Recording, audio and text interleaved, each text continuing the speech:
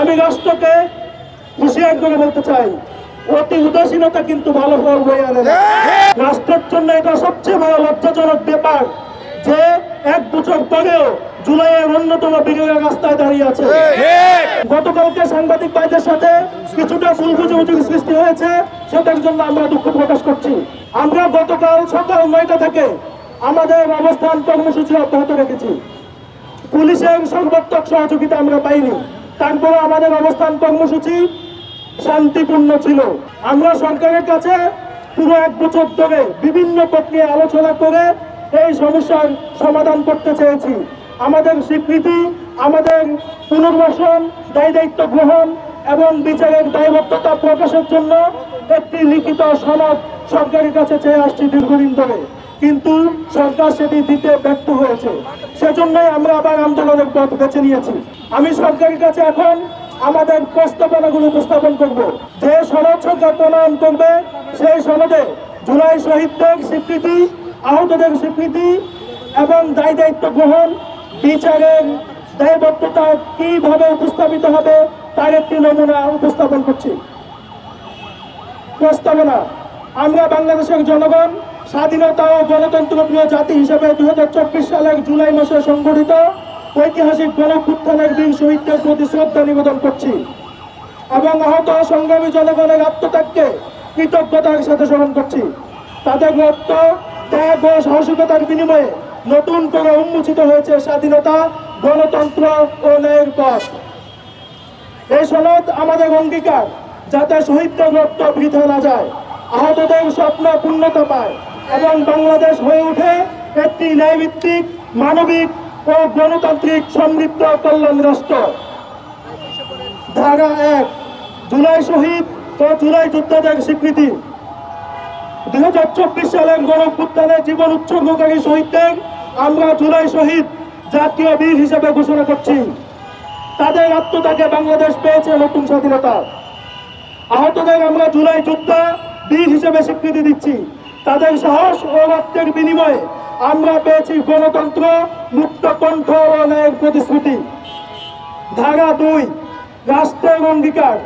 রাষ্ট্র এই মর্মে অঙ্গীকার করছে যে শহীদ পরিবার ও আহতদের আজীবন সম্মান, চিকিৎসা, শিক্ষা ও কল্যাণের পূর্ণ নিশ্চয়তা প্রদান করা হবে। শহীদ পরিবার ও আহতদের প্রতি দায়িত্ব গ্রহণ করা হবে রাষ্ট্রের অবিচ্ছেদ্য কর্তব্য।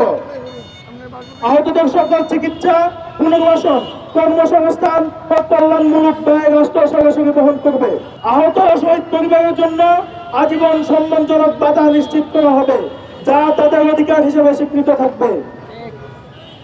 তাদের প্রতি কোনো অবহেলা, বৈষম্য, অধিকার হরণ ঘটলে তা হবে রাষ্ট্রদ্রোহী অথবা বিশেষ অপরাধের শামিল। এর বিরুদ্ধে রাষ্ট্র কঠোর ব্যবস্থা গ্রহণ করবে। শহীদ পরিবার ও আহতদের জন্য আইনি সুরক্ষা ও সহায়তা কেন্দ্র গঠন করা হবে। ধারা 3, ন্যায় বিচার ও দায়বদ্ধতা। শহীদ ও আহতদের উপর সংগঠিত দমন পূরণের জন্য দায়ীদের বিরুদ্ধে আন্তর্জাতিক মানদণ্ডে বিচার কার্য সম্পূর্ণ করা হবে।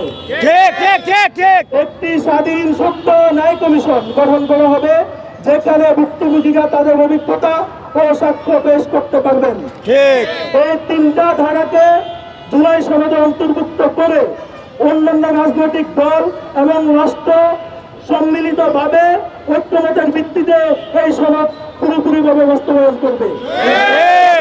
জুলাই সনদের পূর্বে জুলাই ঘোষণাপত্র দিতে হবে এবং জুলাই ঘোষণাপত্র জুলাই সনদকে স্থায়ী বিধানে অন্তর্ভুক্ত করতে হবে। এমন একটি সমৃদ্ধ সংবিধান প্রণয়ন করতে হবে যাতে বাংলাদেশের ভবিষ্যতে কেউ আর পেশিবাদ বা আগ্রাসী হয়ে উঠতে না পারে। এই সংবিধানের আওতায় যেন বাংলাদেশ হয়ে উঠে একটি উন্নত ও সমৃদ্ধ বাংলাদেশ, যে বাংলাদেশের স্বপ্ন নিয়ে আমাদের ভাইয়েরা জীবন দিয়েছে। আমরা বন্ধুত্ব বরণ করেছি, হাত পা চোখ হারিয়েছি। সুতরাং সরকারকে আহ্বান করব, অতি দ্রুত সময়ের মধ্যে জুলাই ঘোষণাপত্র এবং জুলাই সনদ জারি করুন। রাস্তায় রাখবেন না। রাষ্ট্রের জন্য এটা সবচেয়ে বড় লজ্জাজনক ব্যাপার যে 1 বছর পরেও জুলাইয়ের অন্যতম বিরোধী রাস্তায় দাঁড়িয়ে আছে। রাষ্ট্রের সব থেকে বড় ব্যর্থতা এখানেই প্রমাণিত হয় জুলাইয়ের শহীদ পরিবার এবং আহতরা রাস্তায় থাকা সত্ত্বেও রাষ্ট্র এত লম্বা একটা সময় পার হয়েছে, কোনো ব্যবস্থা গ্রহণ করতে পারে নাই। রাষ্ট্রের কোন একজন দায়িত্বশীল এসে আমাদের সাথে যোগাযোগ পর্যন্ত করে নাই যে তোমাদের দাবিগুলো কি প্রক্রিয়া মানা যায়, কিভাবে তার সমাধান করা যায়। রাষ্ট্র এত বেশি আমাদের প্রতি উদাসীন। আমি রাষ্ট্রকে হুঁশিয়ার করে বলতে চাই, অতি উদাসীনতা কিন্তু ভালো ফল বয়ে আনে না। একটি শব্দই একটি প্লাবনের সৃষ্টি করতে পারে।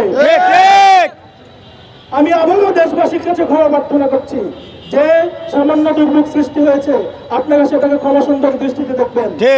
আপনাদের সন্তানরা এই রাষ্ট্রের জন্য জীবন দিয়েছে, বন্ধুত্ব বরণ করেছে, তাদের রাষ্ট্র স্বীকৃতির পক্ষে আপনাদেরও থাকা উচিত।